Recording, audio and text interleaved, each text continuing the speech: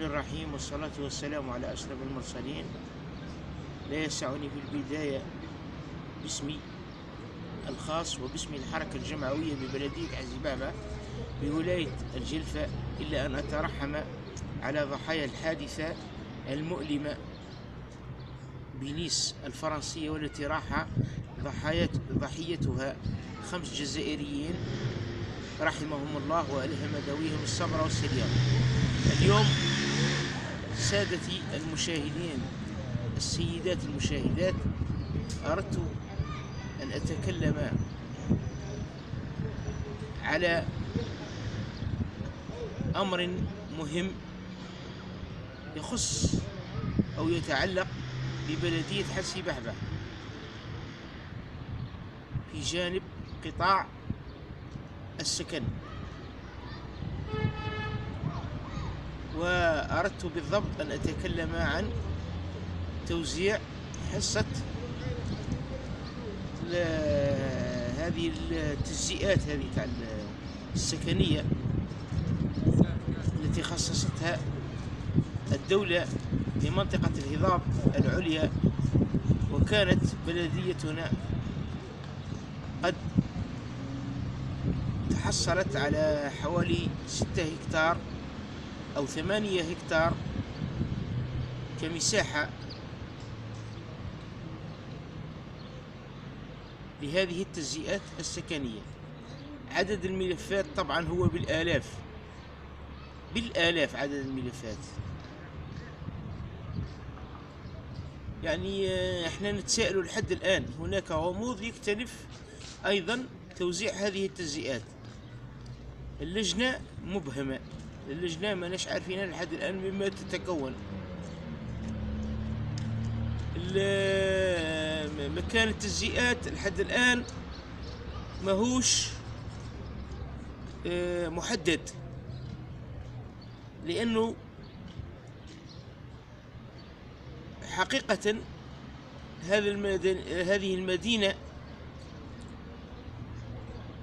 ما يعرف فيها ببارونات العقار قد استولوا على أغلب الجيوب العقارية، يعني أغلب الجيوب العقارية، ومساحات كبيرة، مساحات جد كبيرة قد استولوا عليها في إطار ما يعرف بالاستثمار بالدينار الرمزي. ولحد الآن لم نرى أي استثمار، استيلاء بطريقة قانونية بالدينار الرمزي.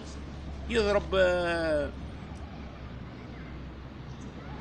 ان اسباس تاع 200 متر فوق 200 متر، وبعد يقول لك هذا استثمار. وراها الاستثمار تلقى دي زونتربرونور يديروا فيها، دايرين باركينغ، دايرين فيها الماتريال تاعهم.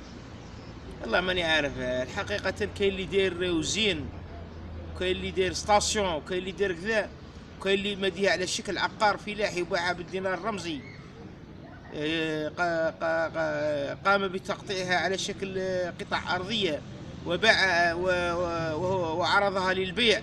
أصبح مثل البلدية والوكالة العقارية دولة. يعني أنا نتأسف لهذه المظاهر السلبية اللي تعاني منها حسي بحبة، واللي أدت إلى معناها شغل نقص حاد في الجيوب العقارية. يعني الدولة لما تحب تنصطالي ان بروجي بصعوبة، لدرجة انه في الآونة الأخيرة دار تأثريسيتي ما يلقاوش فين يبروبوزوها في حي المستشفى. يا عباد الله، يا عباد الله، ها خموا شوية على المنفعة العامة، ما تخافوش قاع على جيوبكم. يا خافوا ربي، خافوا ربي. وللأسف غياب الدولة تماما من هذه الناحية. الانجنيور لما أراد أنه يعاين منطقة لأجل هذه التجزئات لم يجد مكانا، وللأسف المكان اللي يعطوه له يلقاه فوضوي. كيف يعين مانيش عارف. وين يديروها فوق الريح ولا في السماء ولا مش عارف شنو، والله ماني عارف. لحد الآن راها مش معضلة. والبلدية راها تدرس الملفات، تدرس مش عارف شنو تدرس هذه، وراح عاد تخرج القائمة. ها ورونا قبل وراها الله هذا مكان التسجيل وين، ورونا اللجنة مما تتكون. وهذه قضية ممثل المجتمع المدني. ما كاينش مجتمع مدني يمثلنا حنايا. احنا ما كاينش مجتمع مدني يمثلنا ابدا. احنا ابرياء قاصلين يدينا من هذا المجتمع المدني، لانه المجتمع المدني في حاسي بعبع 3 أنواع. مجتمع نتاع لي زافير، سكن، عمل نتاع الاقارب تاعو ولي زونفيرون تاعو، يبارك لي زونفيرون تاعو لونتوراج تاعو يخدموا فقط. كاين مجتمع يخدم في المجتمع حقيقة، وكاين مجتمع محايد صامت. انا لما تجيب لي واحد وتأيدوا لي وتقول لي هذا راه يمثل المجتمع المدني، ويقبلوا رئيس البلدية قال رانا عينا هذا، كيف اي حق انت تعين انت؟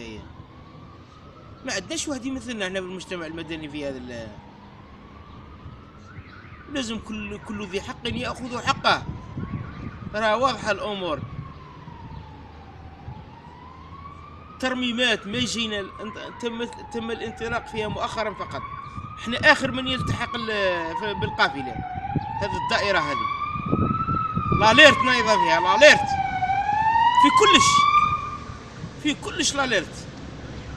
اخر من يلتحق بالقافله في التنميه، في توزيع السكنات، في اي شيء. احنا ماناش عارفين هذه وش هي الوباء اللي راه ضارب هنايا، يضرب بأطنابه في هذه المدينة الشاسعة والكبيرة ذات المساحة والموقع الاستراتيجي ذات الوعاء السكاني الكبير، اللي ما تقدمتش لحد الآن.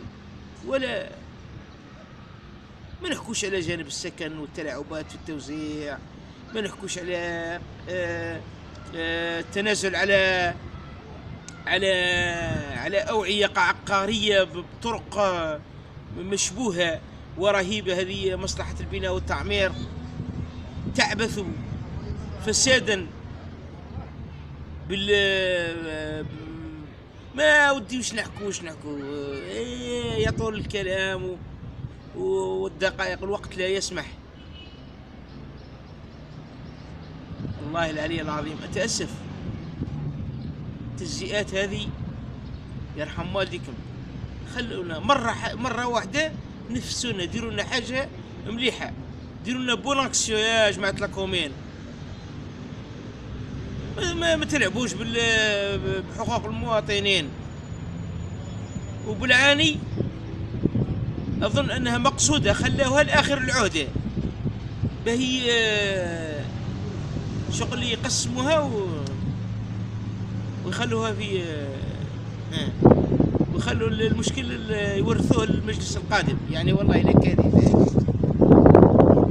احنا نتأسفوا، والله يقع نتأسفوا كثيرا. السيد الوالي والله يقرنا في خيبة أمل كبيرة. الانتخابات هذه ما خرجتش علينا خلاص يا نمار.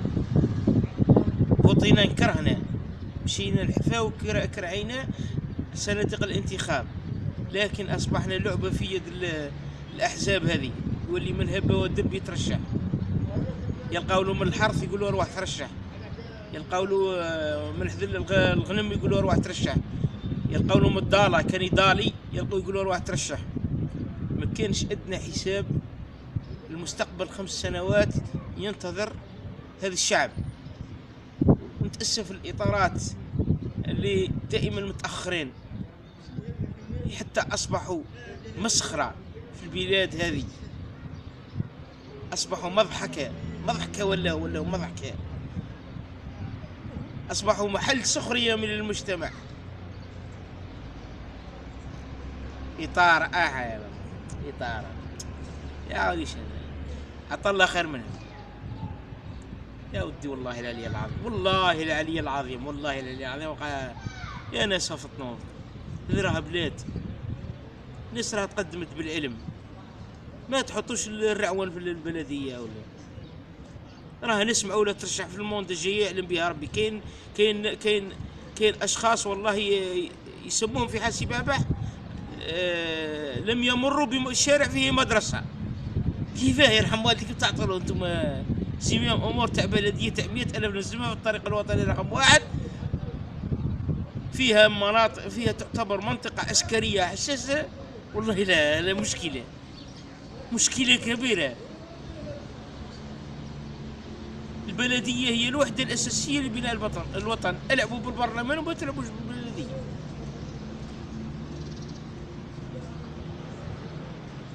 خذوا التجربه التركيه، اردوغان انطلق من البلديه، شوفوا اليوم الشعب تاعو كيفاه. دي بروفيسور ضحوا من اجل الدوله، قاوموا الدبابات بصدورهم بالرصاص. احنا ماناش قادرين، بلادنا فاتحه الحمد لله، فاتحه مجال الديمقراطيه والحريات، ما كاش قال لي يعرف يعبر على قاعدين ما كانش للاسف. خيبه امل كبيره. شو نقول؟ اختم قولي: ان اصبت فمن الله وان اخطات من الشيطان، والسلام عليكم ورحمه الله تعالى وبركاته.